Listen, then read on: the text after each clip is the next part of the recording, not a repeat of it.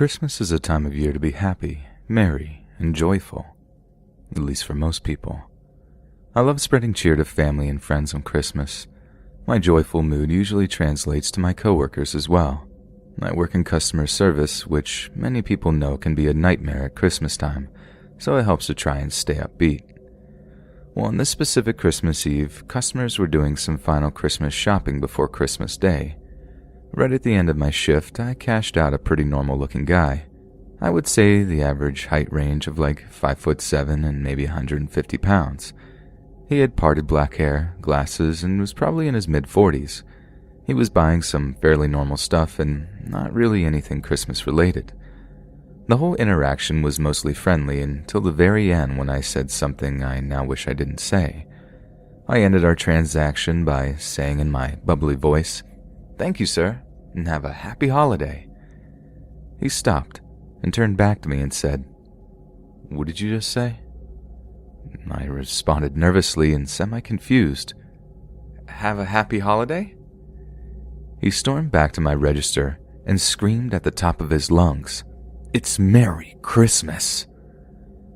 I backed away in a slight panic and just said, "Okay, sir, I'm sorry." He walked away mumbling to himself, but I could tell he was furious by his recent actions. For a couple of minutes, I kept staring outside, and I could see him pacing in front of the store, still seemingly mumbling to himself. A few people actually came into the store and said that there was someone outside talking about Christmas and Jesus' birthday. I began to panic, thinking this guy was going to come into the store again or wait until I got out and try to follow me home or something. Well, luckily for me, my boyfriend worked at the same store, and he was driving us to my mom's house for a Christmas Eve party at the end of the night. We left shortly after 6, and at first I was relieved when I didn't see the man outside. We were almost to my boyfriend's car when we saw the man running after us from the side of the store. My boyfriend opened up the backseat door so I could hop in, and he stood there in front of the car. My boyfriend said in a stern voice, "Hey, is there a problem, man?" The man, still in a rage, said, "That lady has no respect for Jesus or Christmas, and she should be punished." My boyfriend, confused, told the man to back away and leave us alone, and the crazy man actually tried to jump past my boyfriend to get into the car to punish me or whatever that meant. My boyfriend slammed the guy down to the ground and got into the car, and we drove off. Like fools, we decided on the drive not to call 911 because we didn't want to bother them on Christmas Eve, so we thought, and just wanted to forget the event. On December 26th, we did alert our store manager of the situation so we could call the police if the guy ever came back into the store. I still work at the store, and almost a year later, I have never seen that man again. I can say for certainty that I will never say Happy Holidays again.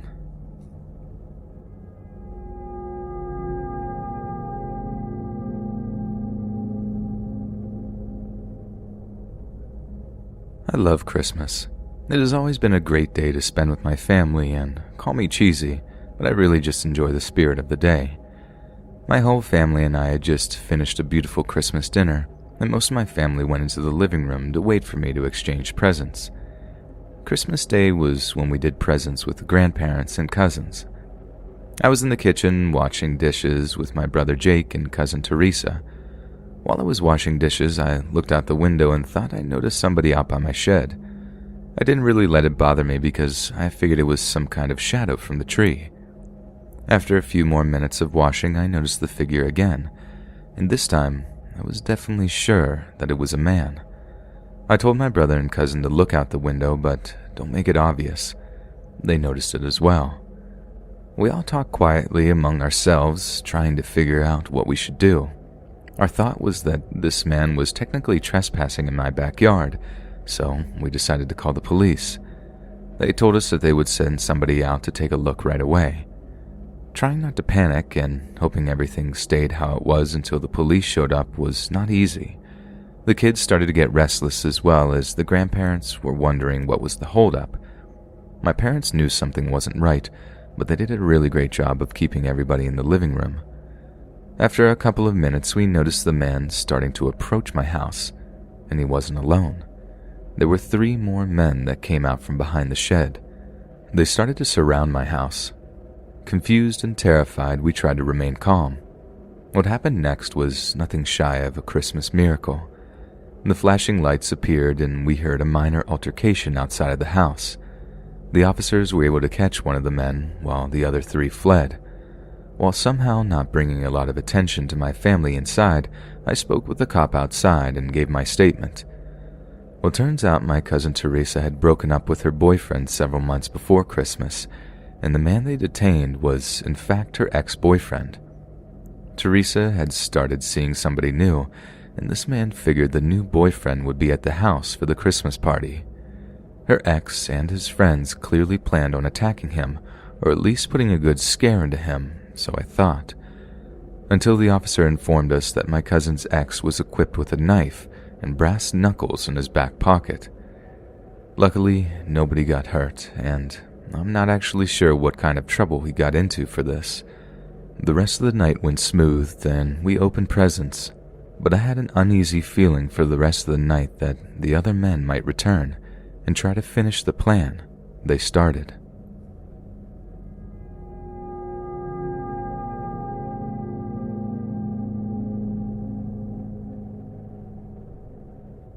Being the father of 2 small children, Christmas Eve is usually a very early night for my family because the kids wake me up around 6 a.m. for Santa's presents. At about 10 p.m., I got into bed with my wife and started to fall asleep. Shortly after this, I was jolted awake by our doorbell.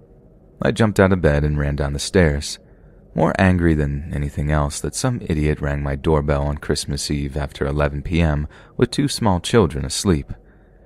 Without even thinking, I opened the door and said, "What do you want?" It was an old man with a dirty black beard. He was wearing a red jacket and red sweatpants. His face was filthy. He said in a slow and haunting voice, "Please, let old Kris Kringle come inside and get warm." I slammed the door in his face and said through the door, "If you don't leave right now, I'm calling the cops." The man was quiet for a moment, and then knocked on the door slowly. I yelled one more time, trying not to wake my kids. "Do you want to be arrested?" He then started to bang on my door vigorously and relentlessly. My wife then ran down the stairs, who I might add is a 3rd-degree black belt, and asked what was going on. I told her to call the police and then make sure the kids were all right. The man must have heard me on the phone because he stopped knocking. I could hear him muffled through the door say, "Merry Christmas to all, and to all a good night." And then he laughed as he walked away. After feeling a slight moment of relief thinking this ordeal was over, I decided to wait at the front door until the police showed up. A cop showed up several minutes later, and I explained the situation to him. He stated that he had no other calls or similar reports like this tonight, and that's when we heard my wife scream from the kids' room. The police officer headed up the stairs first, with me right behind him. The man was trying to break into the window where my daughters slept. The cop immediately tased and arrested the man, who just kept saying, "Don't worry, I'm Santa Claus," over and over again. The situation was never really explained to me. Apparently he was just a homeless man who was wandering around. The cops said that he may have been possibly on something. Either way, I never sleep quite right on Christmas anymore.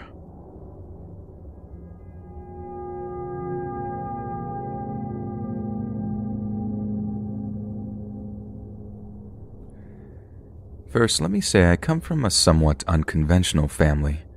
We are all a little weird or wacky in our own way. Sometimes we get along great, and sometimes not so much. On Christmas Day, my parents and I usually stay home and don't see any of our extended family. However, this past year, we decided to go to my grandmother's house. This is a little different because my grandmother and I have a very rocky relationship with one another. I have overheard my dad mentioning stories about my grandmother and my now deceased grandfather that bordered on child abuse. I remember being really young, and my grandparents screaming at me for the smallest things, and my parents abruptly taking me home. But anyway, I'm in my 20s now, and my father decided since it was Christmas, we could give spending the holiday at my grandma's a chance. The day started out pretty uneventful and, dare I say, pleasant. A lot of conversations and happy memories. My dad and aunt were reminiscing about snowball fights and such from their childhood. There was a healthy conversation about politics, which I thought for sure would change the mood, but surprisingly did not.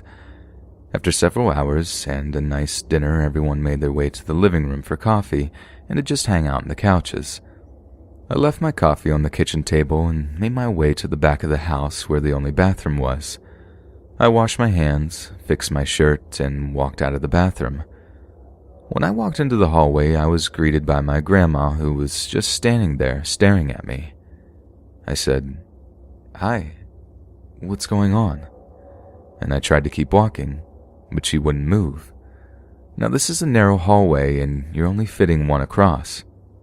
"Excuse me, please," I said, semi-annoyed, yet still she did not budge at all. Finally she spoke up and said, "What do you think you're doing?"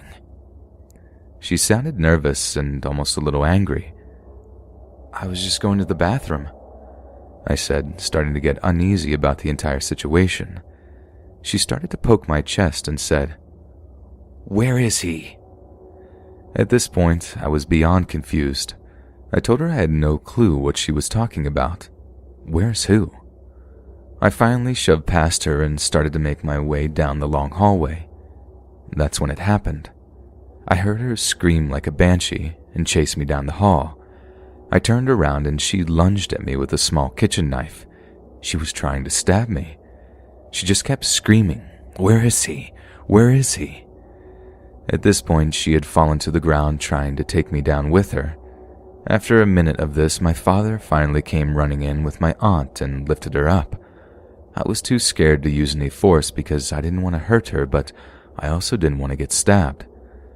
I was so angry and upset I started to grab my things and told my family I was leaving.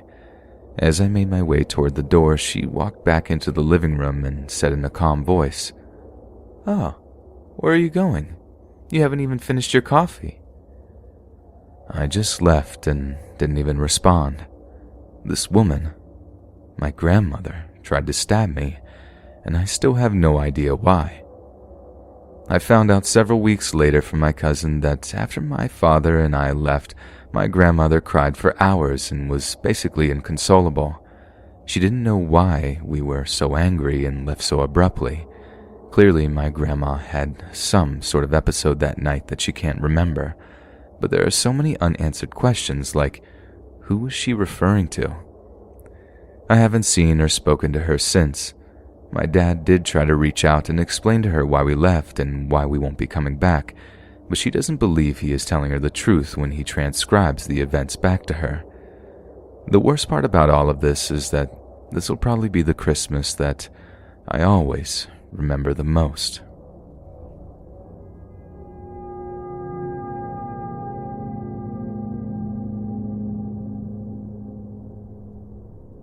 This is a short story that happened to me approximately 3 to 4 years ago.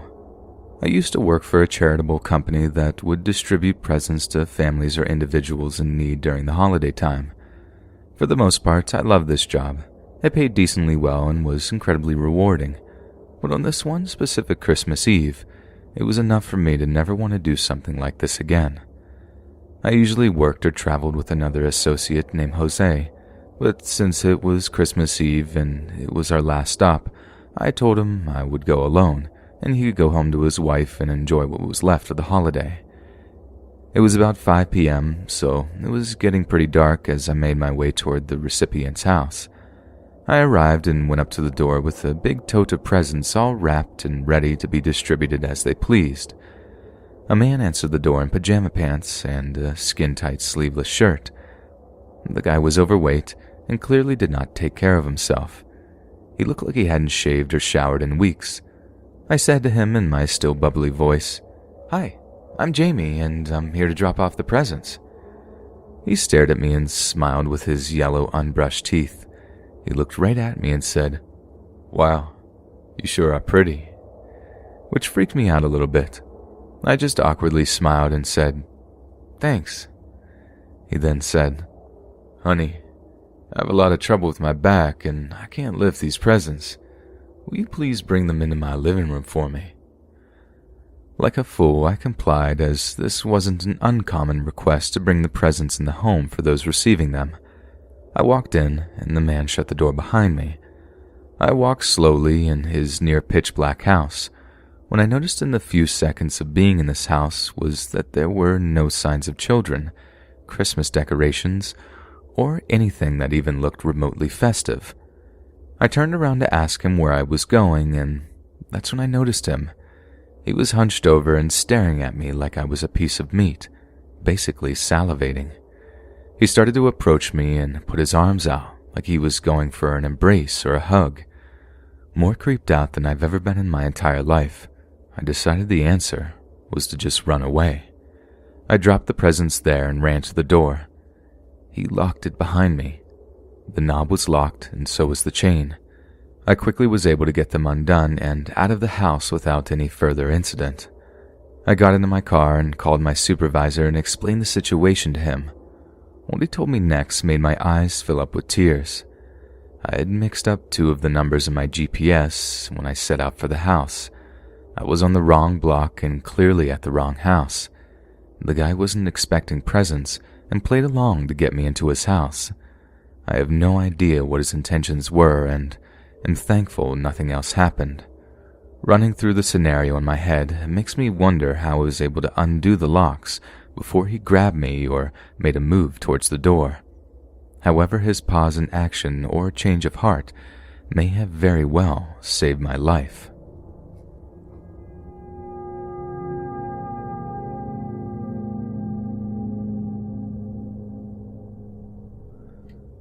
The traumatizing events of this story happened to me several years ago.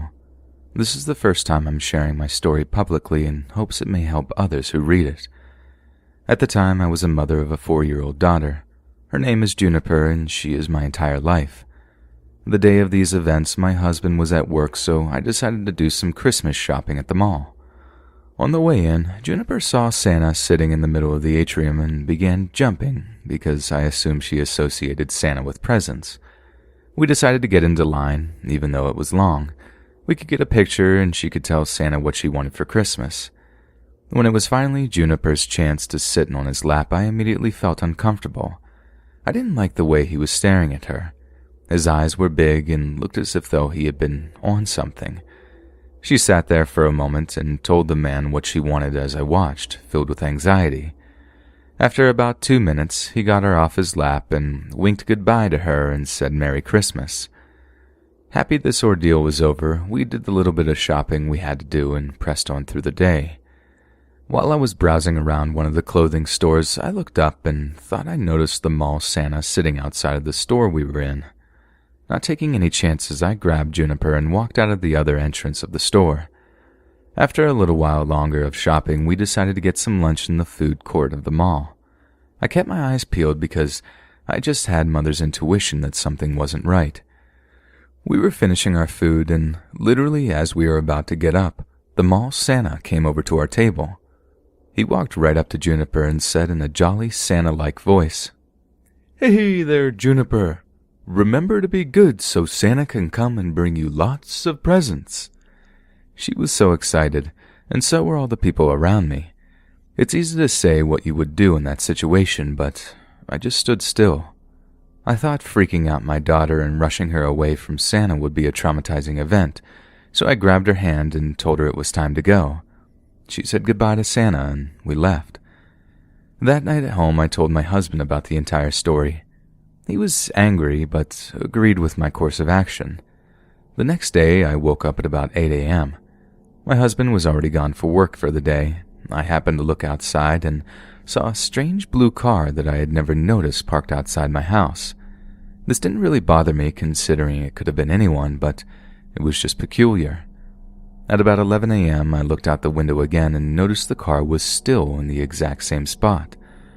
I made the choice to go out to my mailbox in the front of my home and investigate the car. The car was empty, except for the passenger seat. There was a Santa hat on the seat.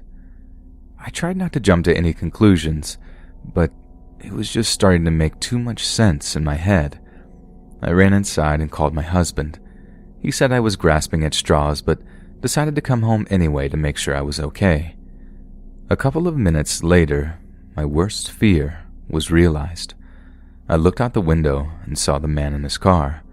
It was the mall Santa, and he was taking a picture of my house with his cell phone. Once he saw me, he drove away, and he drove away so fast I couldn't get the license plate number. Minutes later, my husband came home and I explained what I saw. We called the authorities, but there really wasn't anything that could be done.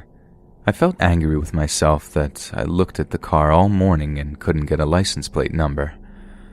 My husband stayed home from work the next day just in case. At about noon, we walked around the house and noticed footprints outside of Juniper's window. Footprints in the snow that neither of us left. That night, I couldn't sleep. I felt like I was just waiting for something horrible to happen. My husband, Juniper, and I all decided to have a camp out in the living room so she could be with us all night.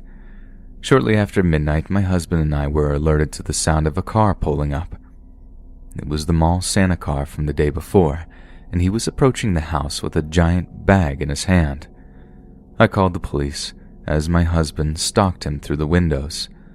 The lights were off, so the mall Santa couldn't see us through the windows. He made his way all the way to Juniper's window. He started to tap on the windows, almost as if though he was trying to wake her up. My husband stood on the other side of the window, trying not to scare him away until the cops came. That's when we heard it. "Hey, Juniper, it's Santa.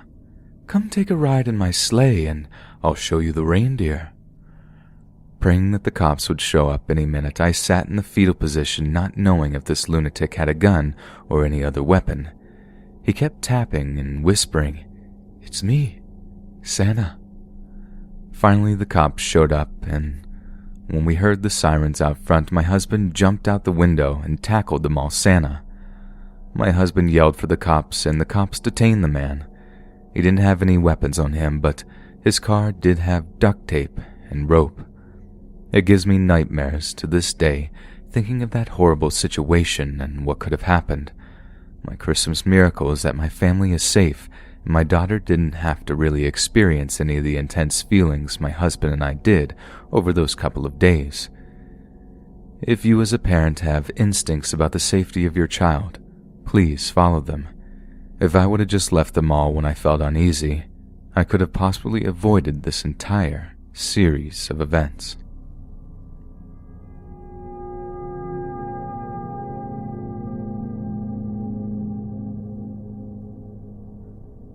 This happened 2 years ago, but I always think about it. Every Christmas Eve, we spend the evening at my grandparents' house where we have a feast and swap presents with cousins, all the people we won't be with on Christmas morning. It was a merry and festive evening, and spirits were high, if not a little worn out, on our way home. Pulling into our driveway, we instantly felt something was off. The corner of our house decoration lights were hanging haphazardly free of the roof, and something else we couldn't quite pinpoint right away. Luckily, the kids were already asleep from the soothing dark car ride, so we sat in the driveway, the motor off and ticking as it starts to cool. "Did we leave that many lights on inside?" my husband asked me, because he would never. He is a stickler for turning out lights before we leave. I shook my head no. The Christmas tree was the only thing we left on, but now there was a soft glow from the windows at two ends of the house, one being the primary living room area toward the front where we were, and the other the window at the left side of the house, the hallway by our bedroom, and it slightly lit the side yard between our house and the neighbor. We both agreed that it looked like someone was or had been in our home. "Call the cops. Stay in the car with the doors locked." He re-cranked the car, and I didn't even bother getting out. I just slid over the center console into the driver's seat just in case. He has a concealed carry permit, so he drew his weapon and went to check the front door. It was still locked, so he unlocked it about the time I started telling the police that our house seemed suspicious and we thought someone might be in it. They, of course, said that we should wait outside, but I knew that there was no use in telling my husband that, as he was already starting inside and flicking on more lights. It was nerve-wracking to sit there and watch the open front door spilling light onto the lawn. I cracked my window just the tiniest bit so I could hear sooner if something started happening. Luckily, nothing did, and when the cops pulled up, I let them know my husband was inside and what he was wearing since he did have his gun out. But all the opening and shutting of car doors alerted him and woke the kids, so he'd come back to the front door with his gun back under his jacket. I went back to keep the kids busy while he talked to the cops, and then the cops cleared the house. Our visitors were no longer there, but they had broken in through the backyard. Many of our Christmas presents were gone. The heaviest ones, it seemed, as I'd bought most of them, and they had left one of their own, a large pile of poop on the back porch mat. Decorations I had up inside were knocked down and scattered all over the place, the tree completely disheveled. 2 pieces from my nativity scene were smashed on the floor. Our laptops were gone, and my jewelry box had also been pilfered. But unbeknownst to them, although some had sentimental meaning, that was all custom or low-level stuff. Anything real was in our hidden safe they had not found. My husband made sure not to touch the light switches that had been on so that they could dust for prints and other evidence was taken, and we gave a report for the theft. It seems they spent a while inside the house without much fear, brazenly turning on lights, leaving a steaming pile, and, maybe as they left, hopping up and tearing the Christmas lights off the corner of the house. No out-of-the-place fingerprints came back, so they must have been wearing gloves, and it remains unsolved. Next year, I asked for a security system for Christmas.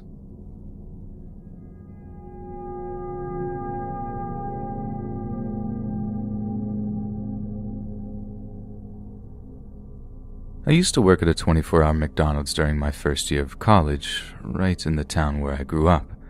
I was 18 at the time, and I'm still a petite girl. Our store owners were greedy scumbags, so for our large city, we were the only McD's staying open for Christmas, so I switched around on the schedule that I'd come in after family stuff on Christmas Eve, and be home in the morning to open presents and then sleep. Somewhere around midnight, a mid-20s man came in. He was slightly overweight, tall. His clothes kind of fit in an awkward way that's hard to describe, like he wore the same things every day and put zero thought into his appearance. The way his shirt was tucked in, the way his belt bunched his pants, that his pants were a bit too short and showed too much ankle. His beard was patchy and uneven and grew down his neck, and you might wonder why I have such a thorough description of him, because he stayed in the dining room for at least 2 hours within sight of the counter, and almost every time I checked he was staring at me. He would come back to the counter at least twice or more to order additional small items off the value menu.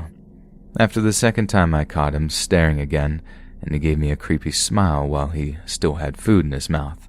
I'm bad at hiding my facial expressions, and I'm sure I wrinkled up in a disgusting face and turned away to go to the back.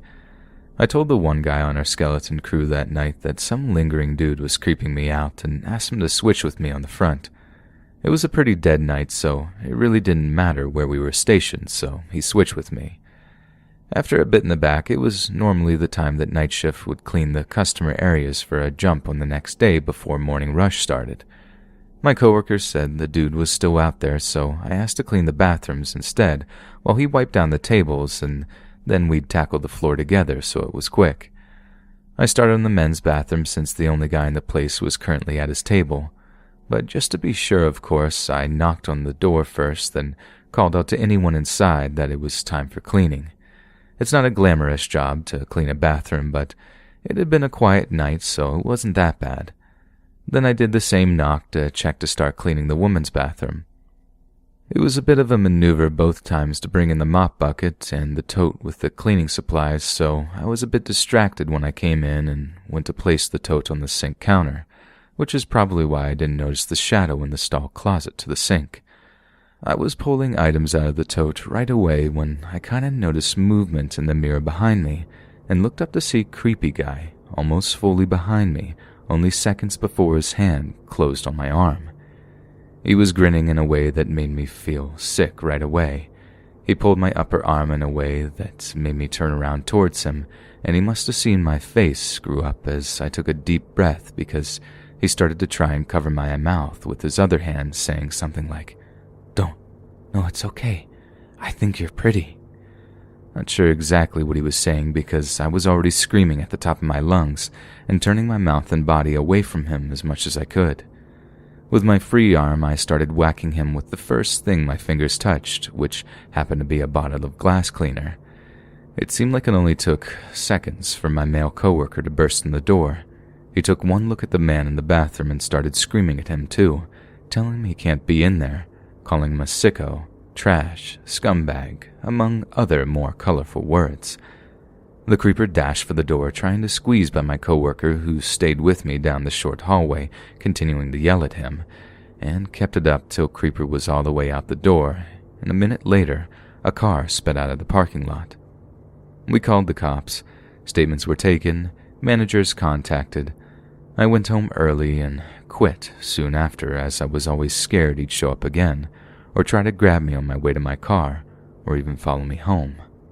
So, Christmas McCreep, let's not meet again.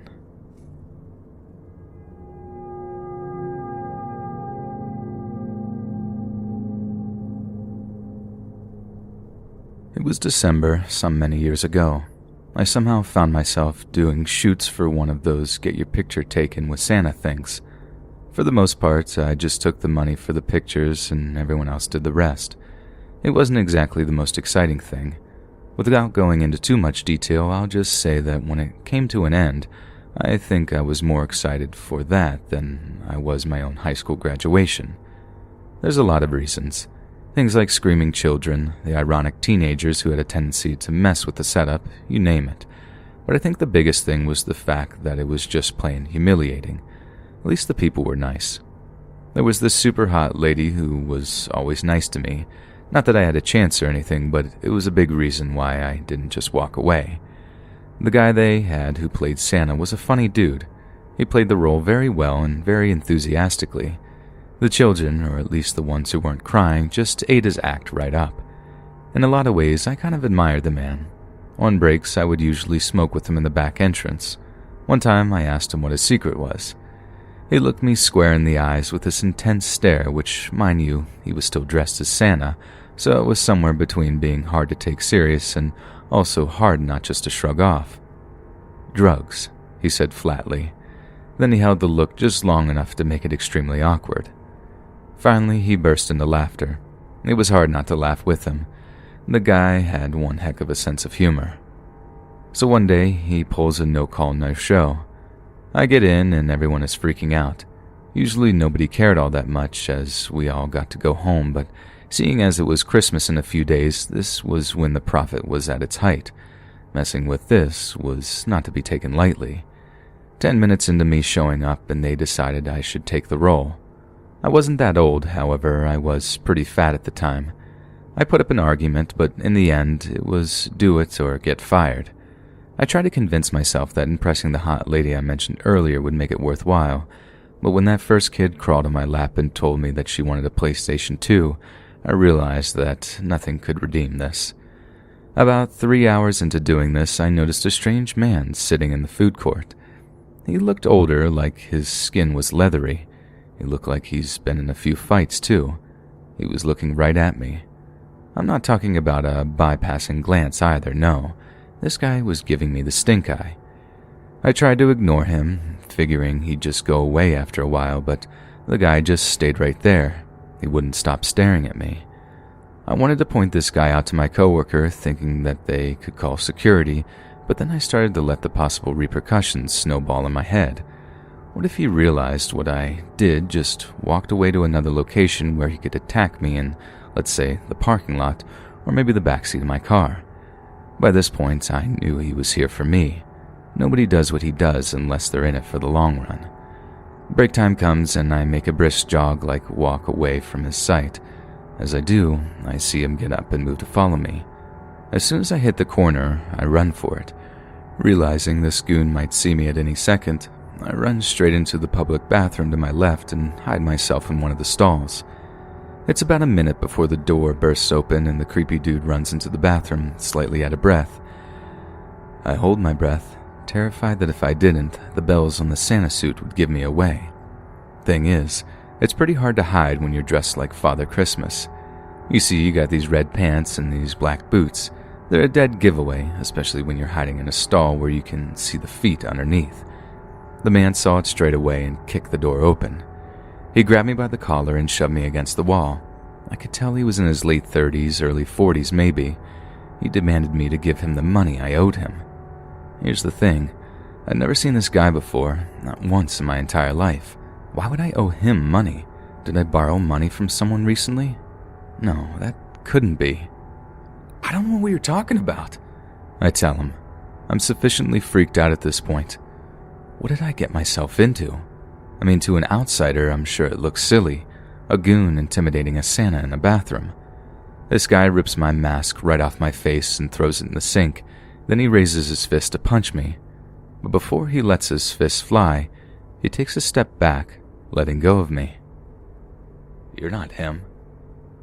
He looks more afraid than I do at this point. He demands that I stay right there as he pulls out a flip phone and calls somebody. He's pretty low-key about what he's saying, and I'm just standing there completely nervous. What was just a minute felt like hours to me as the man paced back and forth in the bathroom as I stand there in my beardless Santa outfit. Finally, the guy flips his phone shut and smiles at me. I see he's got teeth missing. I'll never forget what he said. It was equal parts confusing and relieving. Sorry, bud. Wrong Santa. Merry Christmas. And out he went. I was pretty confused, to say the least. I don't know how I pulled off the rest of that Santa shift, but apparently not all that great. My boss kept reprimanding me for seeming too nervous and not being cheerful enough. Later that night, it all seemed to come together to me. The Santa who banged in, he was the one they were after. In the end, it all made perfect sense. Why he was so animated, why he always seemed in a good mood. The whole works. All things considered, he was very naughty, and I was almost the one who got the coal. I don't know if they ever caught up to him in the end, but if they did, I for one hope that his wallet was full. I'd hate to see what they'd do if he had nothing to give.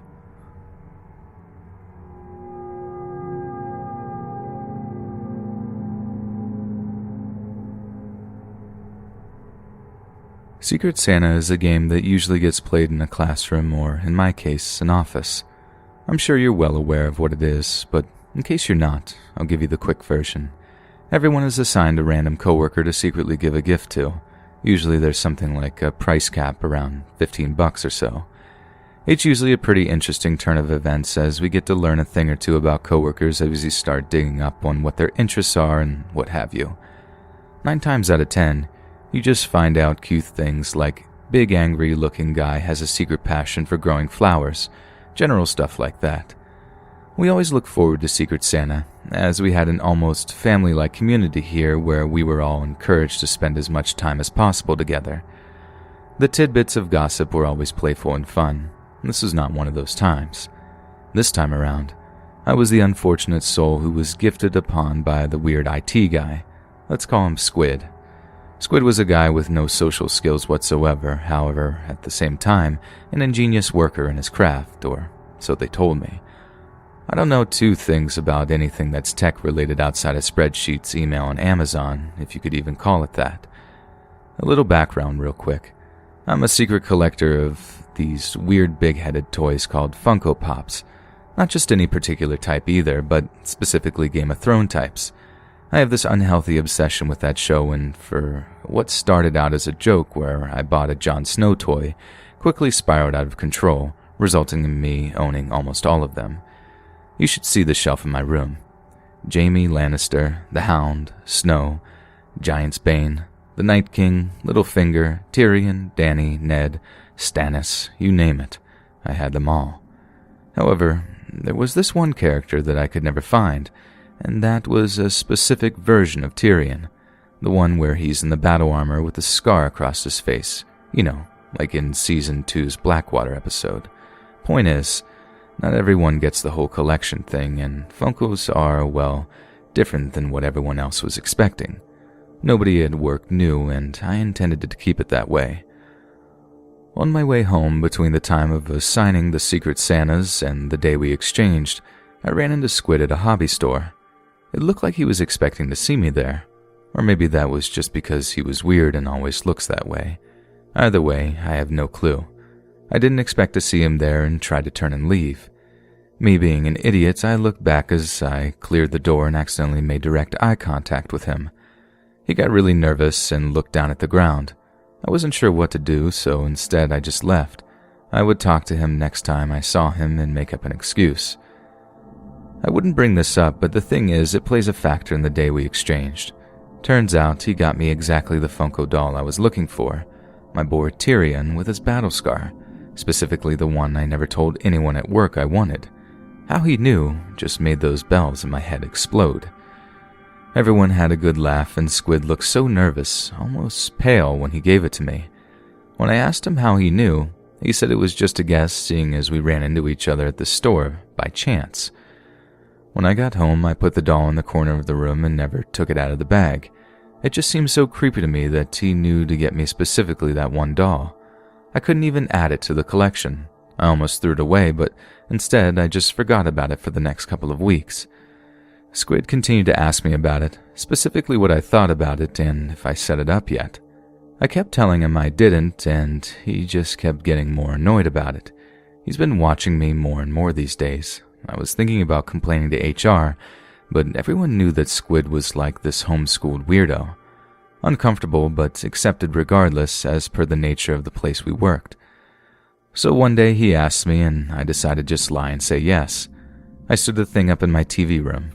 Poor Squid looked beyond skeptical, and beyond that, even more annoyed, like he could just see through it. Turns out, Squid can tell when I lie. Who knows? Either way, it was getting unbearable, so I get home and the first thing I do is take it out of the bag and throw it away. As I do, I notice the factory seal on the box was torn open. Well, sort of. That wouldn't bother me so much, but it had masking tape over it as if to try to hide the fact. Big deal.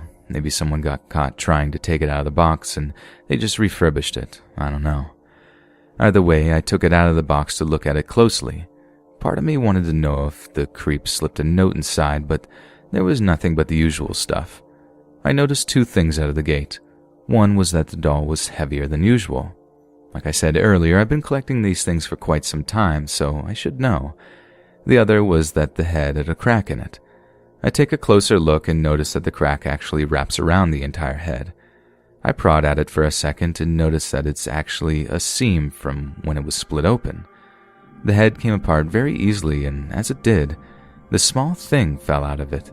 It looked like a plug or something, but then I realized the plug had a small glass over the receiving part. I take a closer look and see this tiny red light. Then it hits me.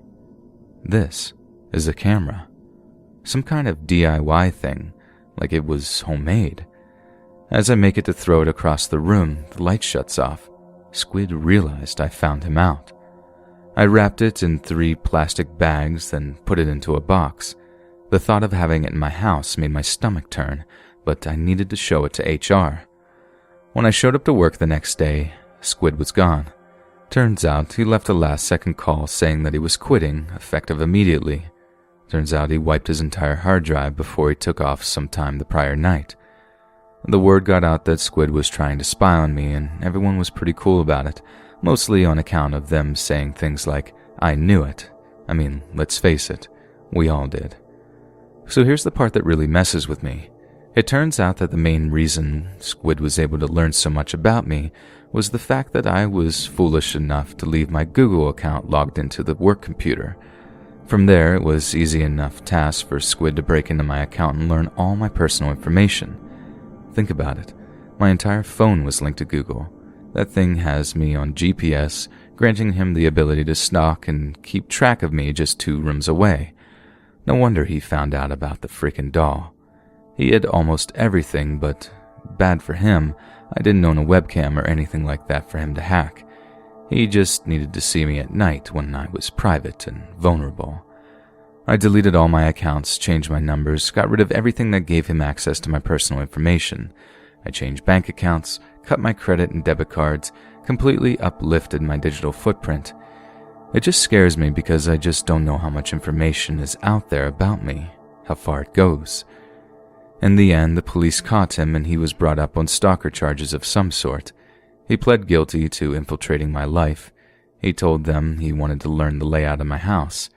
Do I really need to spell it out for you any further? Look, judge me if you want, but please, for the love of God, be careful when you share your personal information, especially when it comes to work computers. You just don't know who is watching.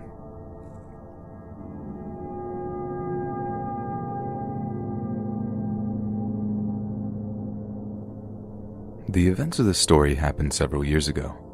During the course of that year, I lived overseas. My company had a branch in Europe, and I decided I would work there for a year or so.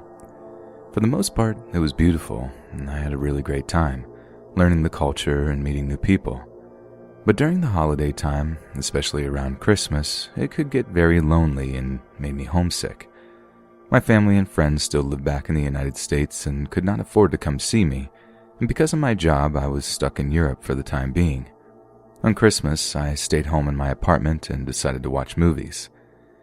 After watching Netflix for a couple of hours, I got bored and was looking for something to entertain me for a while. Quick backstory about me: when I was in high school, my friends and I used to crack the surface of the so-called dark web or deep web. We were all pretty computer savvy and thought we were cool being able to access it at a young age.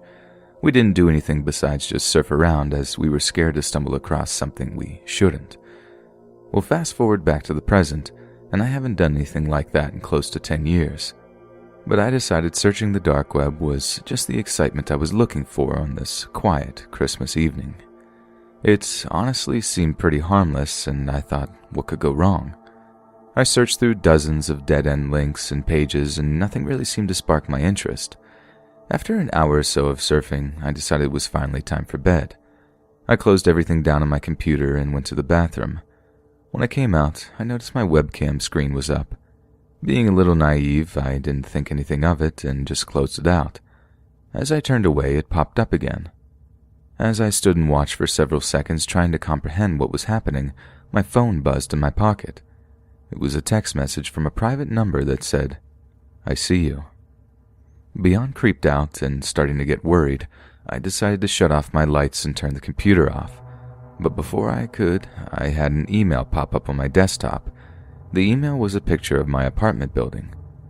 I unplugged my computer and grabbed a knife from my kitchen and stood in the corner of my apartment. Almost immediately after unplugging the computer, another text came through that said, "I hope your doors are locked." I couldn't comprehend what was happening. I was frozen in both shock and fear. All I could think of was something happened while I was on the dark web, and I wasn't sure what.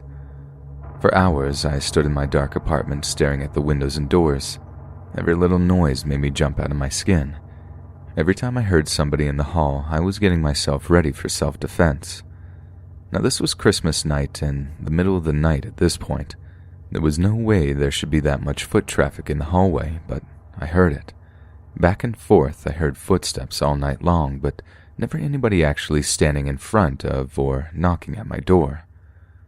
Morning finally came, and I still had not slept and hardly moved all night. At about 8:30, somebody knocked on my door. I slowly approached the door, not knowing at all what to expect. As I looked through the peephole, I noticed it was my neighbor. I opened the door and greeted him. "I hope you had a Merry Christmas," he said to me in an almost excited voice. I just nodded and said, "You too." In his cheerful morning voice, he then said, "Somebody dropped this letter off to me this morning and said it was for you, but they said they couldn't talk to you for some reason." I took the letter, knowing deep down where it truly came from. I asked, "What did he look like?" And he responded with, "Well, he was actually a she. She was pretty, dark hair, pretty smile." I said thanks and shut the door. Standing right there, I opened the letter. It was a Christmas card with Santa on the front, and the inside of the card was written as follows. It started with my name, my full name, and then read as followed. "I hope you had a nice Christmas. I am sad you never came out in the hall to meet me and my friends. I guess there is always next year.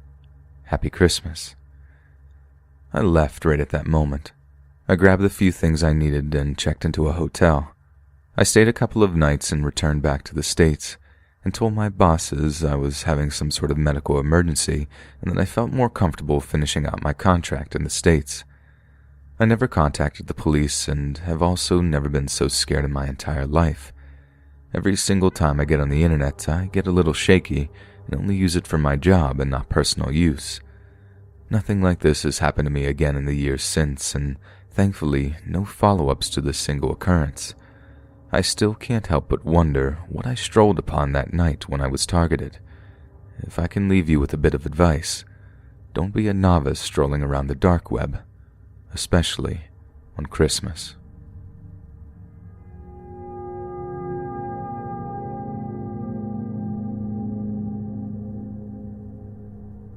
So this happened to me over 10 years ago when I was a sophomore in high school. First, let me start the story by saying that at this point, the house next door to me had been vacant for almost a year. The elderly woman had passed away, and whoever now owned the house must have never got around to doing the necessary repairs to fix it. The old lady who used to live next door to me was a mean and miserable person. She always called the police on the neighbors, even though they would barely make any noise or do anything wrong at all. But it was always clear that she did love Christmas. She would hire people to hang up all of the holiday decorations on her front lawn and porch. Well, shortly after Christmas in my freshman year, she had passed away due to falling or an accident of that nature. Her kids from out of state came and cleaned out the entire house and left it vacant. As previously mentioned, they didn't sell it, repair it, or inhabit it. They just left the house to sit there and essentially rot. After they cleaned out the house, they left the curtains on the side of the house open, and if you looked out my bedroom window, you could see right into the house. It was semi-creepy knowing that the house was just so desolate and empty. Well, fast forward now to Christmas Eve of my sophomore year of high school. My brother and I took place in our yearly tradition of watching wrestling DVDs until we got tired. We both decided to go to bed shortly after 2 a.m. on Christmas morning. I shut off all my lights and got into bed and noticed a faint light coming through my blinds. So I got up and walked over to my window, and I couldn't believe my eyes. There was a ceiling light on in the house next door, and I couldn't explain it. I figured that there was no electricity at all, considering the house was vacant and nobody lived there for some time. I stared into the other house in confusion, and then the light shut off. Within 5 seconds or so, the light turned back on again, and that's when I saw it. A brief glimpse of a figure in the doorway of the house. It looked just like the old woman. At this point, I knew my mind was playing tricks on me. The lights went off for a second, and I stood there and stared into the darkness for several minutes trying to see anything, but it was just pitch blackness. Then a burst of light, and there she was again. The old woman was standing right in the window staring back at me. I fell over in fear and ran into my brother's room. I tried to wake him, but he was out cold. I slept on the floor in his room and stayed up all night trying to compute what I had just seen. For years, I told my friends this story and nobody ever believed me. Whenever friends would stay over, we would always look into the window and try and see something, but we never did. That was over 10 years ago, and that house has since been sold.